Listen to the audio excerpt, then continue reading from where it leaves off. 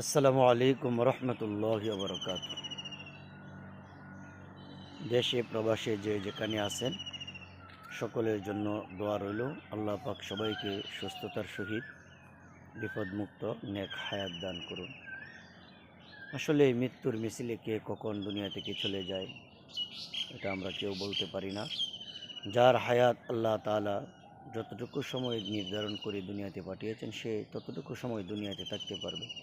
এর চাইতে 1 সেকেন্ড বেশিও কেউ থাকতে পারবে না, চাইলে কমও কেউ থাকতে পারবে না।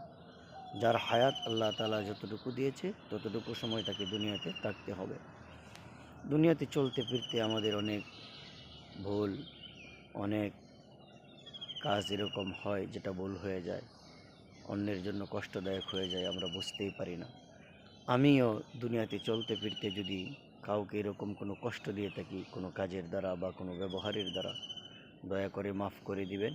কারণ যদি একবার মৃত্যু হয়ে যায় আর কোনো সময় কারো কাছে ক্ষমা চাওয়ার কোনো সুযোগ থাকবে না। এই জন্য আপনাদের সকলের কাছে মাপ চাই।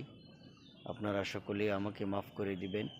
যদি আমার কোনো কথার দ্বারা, কোনো ব্যবহারের দ্বারা, কোনো কাজের দ্বারা আপনারা মনে মনে কষ্ট পেয়ে থাকেন, তাহলে দয়া করে মাফ করে দিবেন এবং দোয়া করবেন। মৃত্যুর পরেও দোয়া করবেন আল্লাহ পাক যেন মাফ করে দেন এবং জান্নাত নসিব করেন। এরকম দোয়া সকলের কাছে চাই। আপনাদের জন্য দোয়া রইল, আল্লাহ পাক আপনাদেরকেও মাফ করে দিন, সুস্থতার সহিত নেক হায়াত দান করুন। মৃত্যুর সময় যেন আল্লাহ তাআলা ঈমানের সহিত মৃত্যু দান করেন।